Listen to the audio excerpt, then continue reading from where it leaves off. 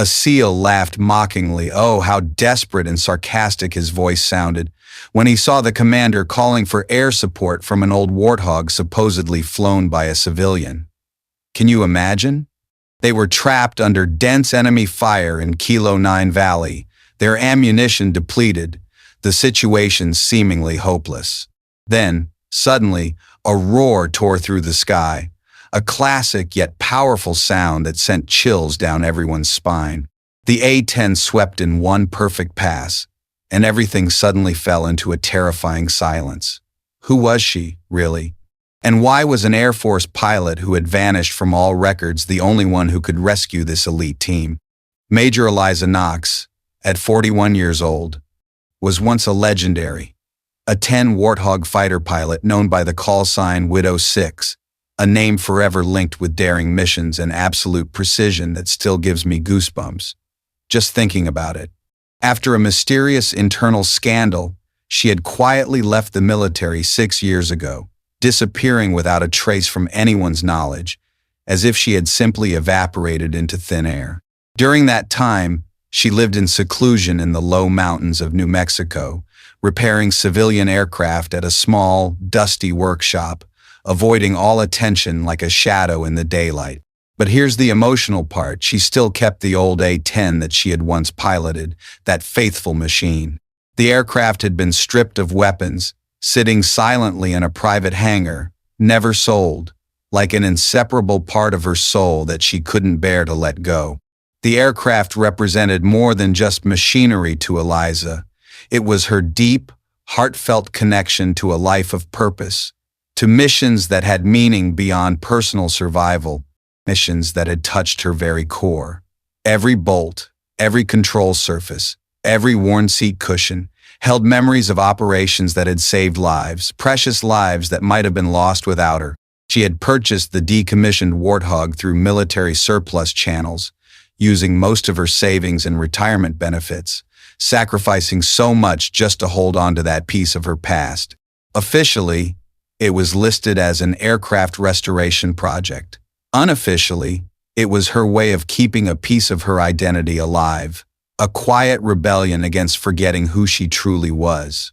Her workshop specialized in vintage aircraft restoration, but Eliza's real expertise lay in combat systems integration skills that set her apart like no other. She could diagnose problems that other mechanics missed, optimize performance beyond factory specifications, and maintain equipment under conditions that would challenge most technicians, all with a steady hand and a focused mind. Clients came to her for work on everything from crop dusters to corporate jets, drawn by her reputation. They appreciated her skill but knew nothing about her background, her hidden pain and triumphs.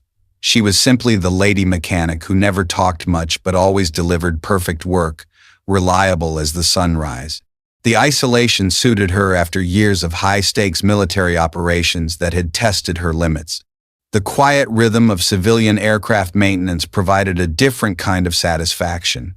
No briefings, no mission parameters, no life or death decisions that kept her up at night, just the methodical process of keeping machines airworthy, a soothing routine that healed her weary spirit. But beneath that peaceful exterior, oh, how Eliza maintained combat readiness habits that never fully disappeared. They lingered like ghosts from her past. She monitored military radio frequencies, tracked geopolitical developments with a vigilant eye, and kept her pilot certifications current through private flight training, always prepared, always watchful. On a fateful day, one that would change everything, an elite SEAL team was brutally ambushed in Kilo 9 Valley, a desolate area near hostile territory where danger lurked in every shadow. The situation was critically dangerous, with every second being a matter of life and death. Can you feel the urgency? Emergency air support requests were sent out, but the nearest base refused due to insufficient time to deploy forces, leaving them hanging by a thread. The SEALs were trapped in a kill zone with dwindling ammunition and no viable extraction route, their hopes fading fast. In that desperate moment, a deputy commander remembered someone who still keeps a Warthog, a fragile thread of hope that felt almost too good to be true. The call came through encrypted military channels to a number that hadn't been used in 6 years. Most people assumed it was disconnected, forgotten like an old relic. Eliza answered on the second ring. Imagine the surprise on the other end. This is an emergency military request for immediate air support. We have American forces under fire in Kilo 9 Valley. Are you operational? Eliza looked through her hangar window at the A-10, sitting in the shadows, dust motes floating in shafts of sunlight streaming across the aircraft's silver paint, a scene so poignant it tugged at her heart. What's the tactical situation? 8 SEALs, pinned down by superior enemy forces, ammunition critical, no other air assets available within response time. Eliza closed her eyes, hearing echoes of similar calls from years past. Calls that had always meant the difference between soldiers coming home or not coming home at all, heartbreaking echoes that stirred her soul. She had walked away from that responsibility once. But some calls transcend retirement, transcend personal peace, transcend the desire to remain hidden. Don't they just pull at your sense of duty? I'll be airborne in 12 minutes. Over the radio of the SEALs, amid the whirring of bullets and labored breathing that echoed their fear, they heard the confirmation from the emotionless dispatcher. Air support arriving in 4 minutes. Warthog inbound. Pilot civilian. Unlisted. A young SEAL, his face streaked with mud and sweat, laughed bitterly, his voice sharp with sarcasm. That's game over then. We're being rescued by someone who used to fly planes from a decade ago. How ridiculous. They didn't know that Eliza Knox had never stopped flying. She had only stopped fighting after losing her only teammate in the final mission, a scar that would never heal, a wound that ached in quiet moments. When she heard about the ambush, she didn't hesitate for a moment, didn't spend a second thinking about the risks. Her courage was unbreakable. She climbed into the familiar cockpit of the Warthog, her hands trembling slightly as she touched the controls after 6 years of separation, a reunion that brought tears to her eyes. But when the throttle was pushed forward and the familiar engine roar came to life, roaring like a beast awakened, everything returned as if it had never stopped. She became one with the aircraft, ready for whatever fate awaited, her heart pounding with purpose. The A-10's engine spun to life with a sound that hadn't echoed through her hangar in years. What a thrilling revival. Every system check was muscle memory. Fuel pumps, hydraulics, avionics, weapon systems that were no longer there but whose phantom controls she still verified out of habit. A ritual that grounded her. Her hands moved across the instrument panel with the precision of a concert pianist, elegant and sure. Pre-flight procedures that would take most pilots 15 minutes were completed in 4. Impressive, right? This wasn't just preparation, it was resurrection, a rebirth of the warrior within. As the Warthog taxied out of the hangar, Eliza's mind shifted into combat mode, sharp, focused, alive. She calculated fuel consumption, flight time to target, ammunition expenditure patterns, and extraction routes, her brain racing like never before. The civilian mechanic disappeared, replaced by the warrior who had once been the most feared close air support pilot in theater, feared and respected. The aircraft felt different without its 30mm GAU-8 cannon and wing-mounted ordnance, but Eliza had anticipated this limitation with clever foresight. Over the years, she had quietly acquired and installed non-lethal, but highly effective suppression systems. High-intensity strobes, electronic countermeasures, and acoustic disruptors that could incapacitate enemy forces without violating arms trafficking laws, ingenious solutions born from her unyielding spirit. During the flight to Kilo 9 Valley, she monitored the SEALs' radio traffic, her heart aching for their plight. Their situation was deteriorating rapidly. Ammunition was down to final magazines. 2 wounded enemy forces closing from multiple directions. How terrifying. "We need immediate extraction or we're not making it out," came the desperate voice of the team leader, laced with raw fear. Eliza keyed her radio. Widow 6 inbound 30 seconds. The silence that followed her transmission was deafening, absolute tension-filled quiet. Every SEAL in the valley knew that call sign, even if they had never expected to hear it again. Can you believe the shock? Widow 6, you're supposed to be, Eliza cut him off. Mark your position with IR strobes. Keep your heads down. Over the radio, the SEALs suddenly heard that distinctive roar, the sound of life and death approaching, fast salvation in the air. A silver-painted Warthog with no identification markings, no unit numbers, glided like a ghost across the valley sky, mysterious and powerful. No confirmation call, no warning commands. Just one voice, cold and decisive, pure determination. In one pass, after 7.2 seconds of maximum tension that felt like an eternity, the entire ambush point was obliterated, turned to ash and dust, leaving only haunting silence. What a miraculous turnaround. The non-lethal systems Eliza had installed proved devastatingly effective. Acoustic disruptors created disorientation so severe that enemy fighters couldn't maintain their positions. Electronic countermeasures disabled their communications and targeting systems. High-intensity strobes triggered temporary blindness and panic. The enemy forces didn't retreat. They fled in complete disorder, abandoning weapons and positions in their desperate attempt to escape the psychological terror of facing an opponent they couldn't fight, couldn't understand, and couldn't predict. Utter chaos. When radio contact resumed, a SEAL officer whispered, his voice barely audible, unable to believe what had just occurred. There's only one pilot who flies like that. Widow 6. The entire team fell silent in awe and amazement, pure reverence. The legend had returned, but Eliza was already banking away from the valley, her mission complete, her heart full. She had no intention of lingering for thanks or recognition. The SEALs were safe. That was the only objective that mattered, selfless to the core. Widow 6, this is Kilo 9. Actual, we need to debrief, confirm identity, establish. Eliza's voice was calm, professional. You have a clean extraction window. Use it. Ma'am, we need to thank you. Don't need to thank me. You need to get your people home. The radio went silent as Eliza switched frequencies and began her return flight to New Mexico, leaving the chaos behind. In the valley below, 8 SEALs stared at the sky where the mysterious Warthog had disappeared, their eyes wide with gratitude. They were alive because someone who officially didn't exist had answered a call that officially was never made. Unbelievable heroism. The team medic looked up from treating the wounded. Did that really just happen? The team leader shouldered his rifle and checked his GPS for the extraction coordinates. Let's move. We can figure out what happened after we're home safe. As they began their tactical withdrawal, each SEAL carried the same unspoken question. How does a legend return from the dead to save the living? From desperation to miraculous rescue, a forgotten name suddenly became the last hope. Oh, the power of that. She didn't need medals, didn't need recognition.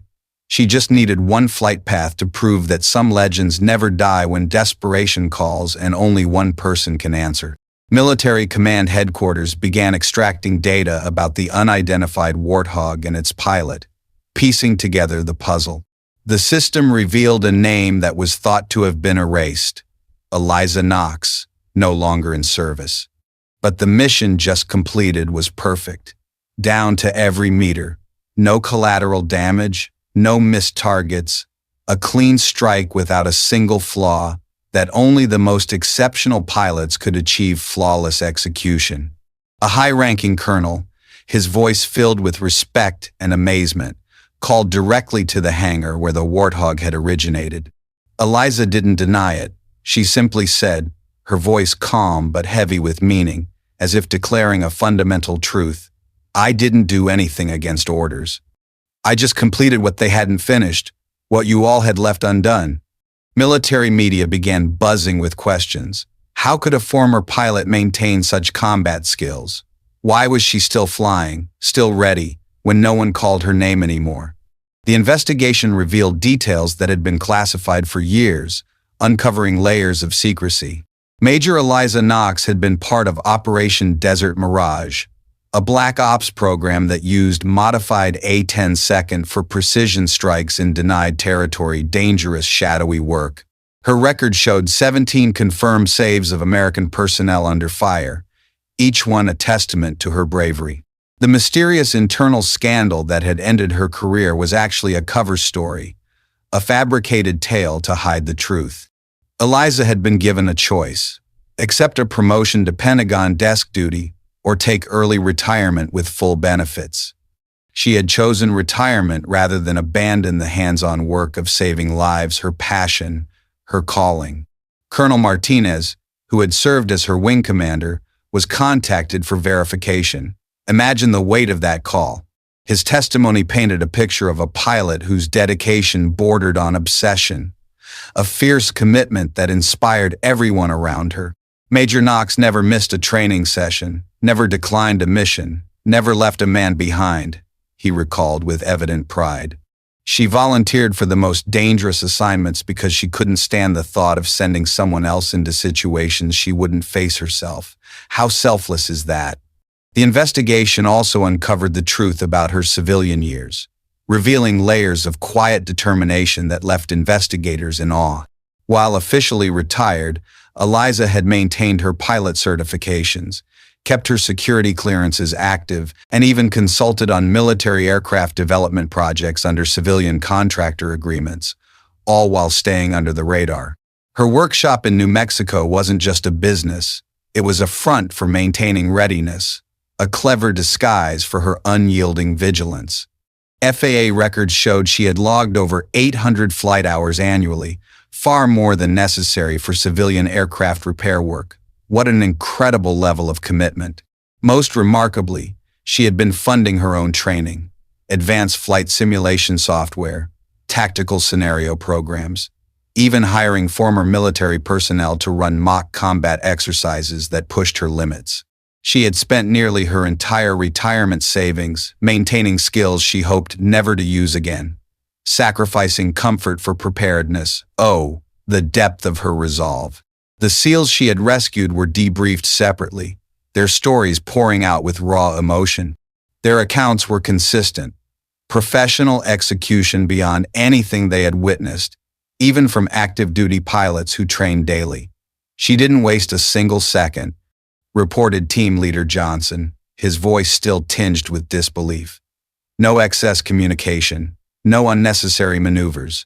It was like watching someone perform surgery, precise, efficient, and absolutely confident, truly mesmerizing. A SEAL commander personally sent a handwritten letter of gratitude. None of us would be alive if someone hadn't dared to appear without needing orders. She is a living legend. What struck him most wasn't her flying ability, though that was extraordinary and left them speechless. It was her immediate understanding of their tactical situation. She assessed their position, enemy strength, and optimal engagement strategy faster than their own tactical computers. How did she do it so flawlessly? Pentagon officials wanted to offer Eliza a return to active duty with full honors and an immediate promotion. Can you picture the excitement in those discussions? She declined through her lawyer, stating she had no interest in official recognition or military reinstatement, preferring her quiet path. However, she did accept one request: a meeting with the families of the rescued SEALs, a heartfelt gesture that touched everyone involved. The gathering was held at a private location, away from media attention to preserve the intimacy. 8 families met the woman who had saved their sons, husbands, and fathers. Imagine the tears and gratitude in that room. I didn't do anything special, Eliza told them humbly. I just happened to be in a position to help when help was needed. The mother of one of the wounded SEALs disagreed passionately. You risked everything to save strangers. That's not ordinary. That's heroic, pure and simple. Eliza's response revealed the philosophy that had driven her actions, a profound belief that resonated deeply. They weren't strangers. They were Americans in danger, serving their country. That makes them family, doesn't it? The meeting lasted 3 hours. No photographs were taken, no statements given to the press, keeping it personal and sacred. But every person present understood they had met someone whose definition of duty transcended official obligation, a rare soul who embodied true service. A month after the rescue, an unusual ceremony took place at Nellis Air Force Base, without fanfare or media coverage, just a quiet, meaningful tribute. A small plaque was installed in the pilot briefing room. It read simply, "Some missions are flown by those who answer the call, not those who receive the orders. One pass, no hesitation. Widow 6. The inscription was deliberately vague, protecting Eliza's anonymity, while inspiring future pilots to understand that duty sometimes operates outside official channels. Brilliant, right? Eliza approved of the memorial's subtle approach. That's appropriate. It focuses on the principle rather than the individual, exactly as it should be. Young pilots began asking about the plaque's meaning, their curiosity piqued by its mystery. Instructors would explain that some of the military's most important missions had been flown by people who didn't wait for permission to do what was right, lessons that sparked inspiration. The story became part of military folklore, without becoming public knowledge, whispered in hangars and ready rooms. It circulated through military communities as an example of dedication that survived beyond active service, a timeless tale of quiet heroism. 6 months later, Eliza received an unexpected visitor at her workshop. What a surprise that must have been.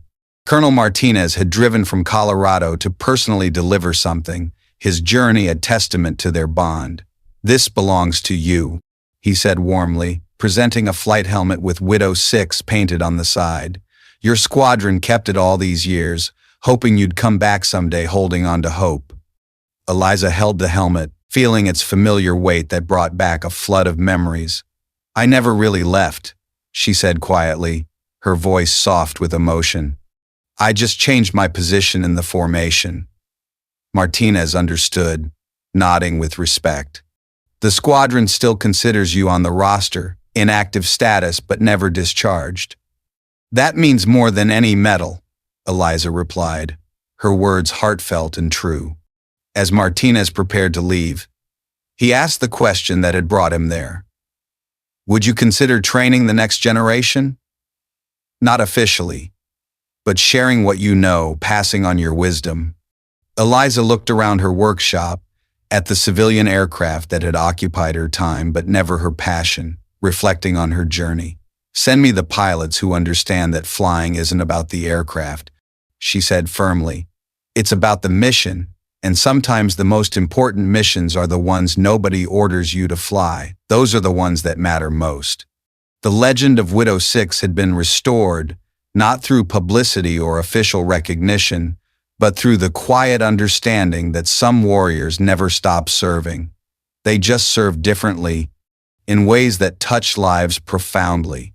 Eliza returned to her old life as a simple civilian aircraft mechanic, but this time, everything had changed, transformed by her actions. Those who had once looked down on her, who had dismissed her as just a mechanic, now came seeking knowledge, not to mock, but to learn with genuine respect. They learned how to maintain amazing calm when radar showed lock-on, steadying their nerves in crisis. They learned to fly without GPS in the most difficult conditions, relying on pure skill. They learned to survive and fight when no one was giving orders, any more essential lessons for real-world battles. Young military pilots began making unofficial visits to her New Mexico workshop, drawn like moths to a flame.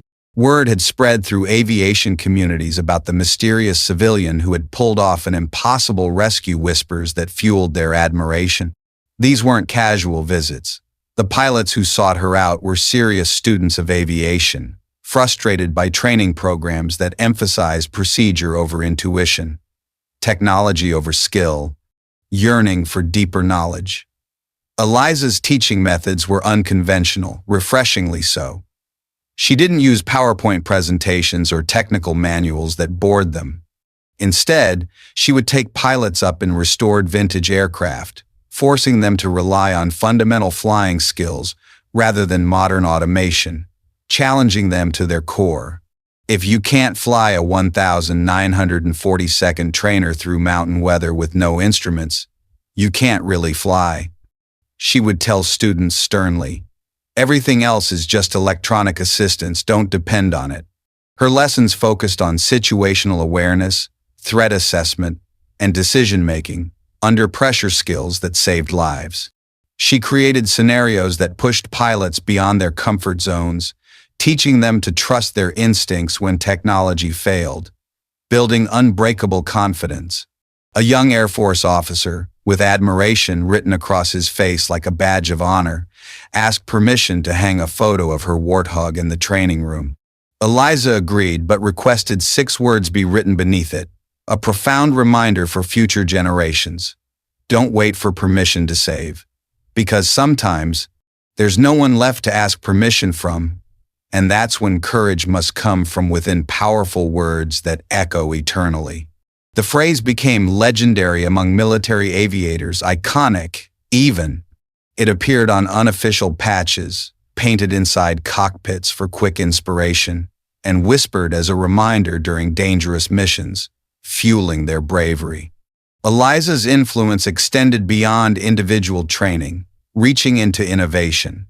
Her approach to non-lethal combat systems caught the attention of military researchers, sparking new ideas.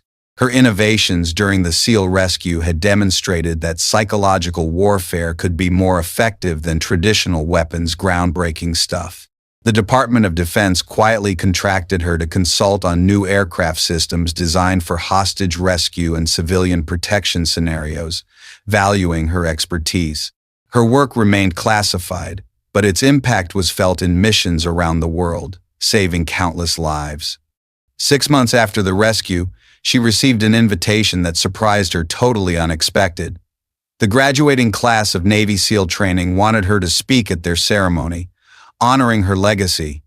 She declined the public appearance but agreed to meet privately with the graduates, sharing wisdom in an intimate setting. Her message was simple but powerful. The uniform doesn't make you a warrior. The mission doesn't make you a hero. What makes you both is your willingness to act when action is needed, regardless of who's watching or who's keeping score. Remember that always. One of the graduating SEALs asked about the moment she decided to answer the emergency call, curiosity burning in his eyes. Weren't you afraid of the consequences? You could have been arrested, court-martialed, branded as a rogue operator. How did you push through? Eliza's answer became part of SEAL folklore. Fear is what happens when you think about yourself first. Duty is what happens when you think about others first. I stopped being afraid the moment I started the engine, simple as that. The rescued SEAL team maintained contact with Eliza, sending updates on their careers and families, keeping the bond alive. They had formed an unofficial brotherhood, bound by their shared experience with someone who had redefined their understanding of service, a connection that grew stronger over time. Each year, on the anniversary of their rescue, they would raise a toast to Widow 6, proof that some angels have afterburners. Cheers to that enduring spirit. The story never made headlines, never appeared in military journals, never earned official recognition, but it lived on in the hearts and minds of those who understood that true heroism doesn't seek applause. It seeks opportunity to serve. Profoundly moving. I used to think leaving the battlefield meant freedom, freedom from burdens, from the roar of engines and the sound of gunfire. Oh, how wrong I was. But when you hear someone calling for rescue, and you know you're the only one who can fly there, the only one with the skills to do what's needed, then it's not freedom if you don't take off. It's a cage. That old Warthog wasn't designed to rest in a dusty corner of a hangar. Neither was I. Born to fly, to fight, to protect. One more time, one single flight path. Enough to remind them that some people will always come back when there's no one else left, when all hope has been exhausted, to complete their mission. That's not duty. That's instinct, pure and unyielding. When I first heard about the ambush in Kilo 9 Valley, I wasn't thinking about recognition or proving anything to anyone, no way. I was thinking about 8 Americans who were about to die because bureaucracy moves slower than bullets, heart-wrenching. 6 years of civilian life had taught me that peace isn't the absence of war, it's the presence of people willing to prevent war from reaching the innocent wise words. I had tried to convince myself that my service was complete, that someone else could carry the torch. But lying in bed at night, listening to military radio chatter, I knew that wasn't true deep down. I always knew. Some responsibilities transcend retirement. Some skills are too valuable to waste on personal comfort. Some missions choose you, rather than the other way around fate's call. When I climbed into that cockpit, my hands remembered every control, every procedure, every emergency response that had been drilled into muscle memory through years of training seamless. The aircraft responded like an extension of my will, amazing synergy. But what surprised me wasn't how natural it felt to fly again. What surprised me was how natural it felt to disappear again afterward, effortless vanishing. The SEALs wanted to thank me. The military wanted to honor me. The media would have loved to tell my story. I chose silence because the mission wasn't about me. It was about 8 soldiers going home to their families. That's what counted. It was about proving that American forces don't abandon each other, even when the official response says impossible, unwavering loyalty. The young pilots who visit my workshop ask about courage, about how to make decisions under pressure, about when to break rules for a higher purpose, eager minds. I tell them the same thing I learned in that valley. Courage isn't the absence of fear. Courage is acting in spite of fear because someone else's life depends on your action. Vital truth. The Warthog sits in my hangar again, silent but ready. Not because I'm hoping for another emergency, but because readiness itself is a form of service, always prepared. People ask if I regret leaving the military. The truth is, I never left. I just changed my coordinates. The mission continues, the watch never ends, and somewhere over the horizon, there's always someone who might need a guardian angel with afterburners, eternal vigilance.